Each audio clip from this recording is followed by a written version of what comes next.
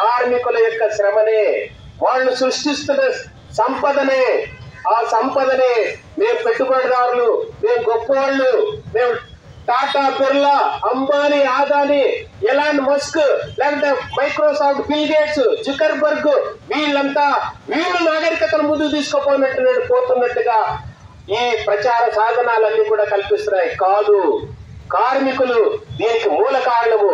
అందుకనే SUCI party, socialist unity centre of India కార్మిక వర్గ విప్లవ పార్టీ.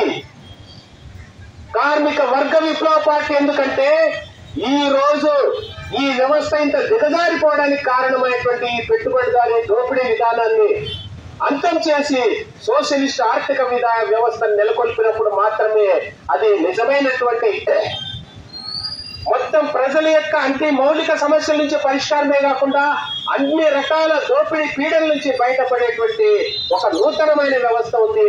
ఆ నూతనమైన వ్యవస్థలో లాభం కొరకు, మార్కెట్లో అమ్మకం కొరకు చేసేటువంటి విధానం కాదు ఇది.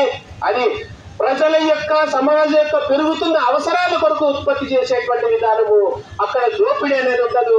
కార్మికులే మొత్తం ఆర్థిక వ్యవస్థను, ఉత్పత్తి సాధనలు నడిపిస్తూ నూతనమైన వ్యవస్థ నిర్మిస్తారు. గతంలో లెనిన్ నాయకత్వాన్ని చేపట్టినటువంటిది, అదేవిధంగా ఆ తర్వాత స్టాలిన్ నాయకత్వాన్ని మహా సోషలిస్ట్ సామ్రాజ్యాన్ని నిర్మించినటువంటిది, తర్వాత కాలంలో మావో జెడాంగ్ నాయకత్వాన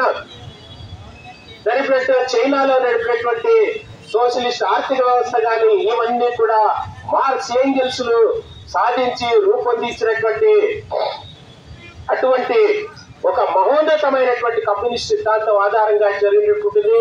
కాబట్టి కమ్యూనిజం మాత్రమే నేటికి కూడా పరిష్కారము. సోవియట్ యూనియన్ లో కానీ, లేకపోతే తూర్పు యూరప్ దేశాల్లో కానీ, చైనాలో కానీ సోషలిజం పడిపోయిండొచ్చు, అది తాత్కాలికమే. కాబట్టి ఖచ్చితంగా సోషలిజము, కమ్యూనిజం మాత్రమే ఈ సమాజంలో సమూలమైనటువంటి మార్పు తీసుకురావడానికి, అన్ని రకాలైన దోపిడీ పీడల నుంచి విముక్తి కావడానికి తోడ్పడుతుంది. కాబట్టి ఆ ఉద్దేశంతోనే రాష్ట్రంలో socialist unity centre of India ఈ వైసీపీ కానీ, టీడీపీ కానీ, లేకుంటే ఏ రకమైన ఈ దోపిడీ పాలనని, ప్రజల యొక్క ఉద్యమాలు అణిచేసేది, ప్రజాతంత్ర హక్కులు తొలగించేటువంటిది కాకుండా ఒక నూతనమైన ప్రత్యామ్నాయ రాజకీయాలని, వామపక్ష ప్రజాతంత్ర ఉద్యమాన్ని నడిపేటువంటి ఒక ప్రత్యామ్నాయ శక్తి అనేది అవసరము అని ఎస్యుసిఐ పార్టీ, కమ్యూనిస్ట్ పార్టీ పోరాటం చేస్తుంది. కానీ సిపిఐ, సిపిఎం పార్టీలు ఆ పంతాన్ని తీసుకోవడానికి రెడీగా లేవవి. సుదీర్ఘ కాలంగా అవి ప్రజా ఉద్యమాన్ని వదిలేసినాయి. ప్రజా ఉద్యమాన్ని వదిలేసి ఏదో ఒక ఎలక్షన్ రాగానే ఏదో ఒక పార్టీతో కుమ్మక్కైపోయి అవకాశవాద పొత్తులు పెట్టుకొని ప్రజా ఉద్యమాన్ని గాలికి వదిలేస్తున్నాయి.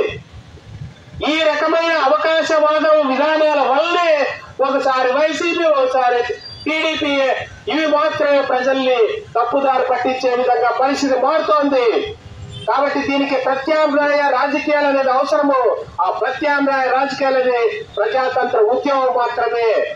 కాబట్టి అటువంటి ప్రజాతంత్ర ఉద్యమాన్ని నిర్మించడానికి socialist unity centre of India మొత్తం దాని యొక్క ప్రజా సంఘాలు తీవ్రంగా కృషి చేస్తున్నాయి.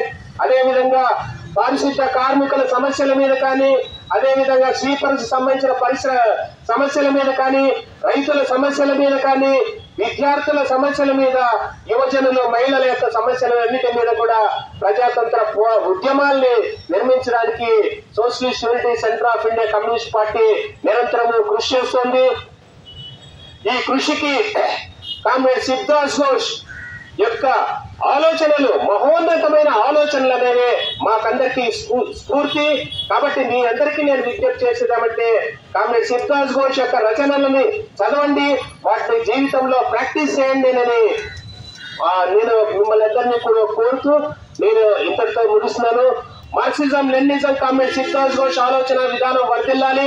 Socialist unity centre of India communist party వర్ధిల్లాలి. కార్మిక వర్గ అంతర్జాతీయత వర్ధిల్లాలి అని చేస్తూ ముగిస్తున్నాను.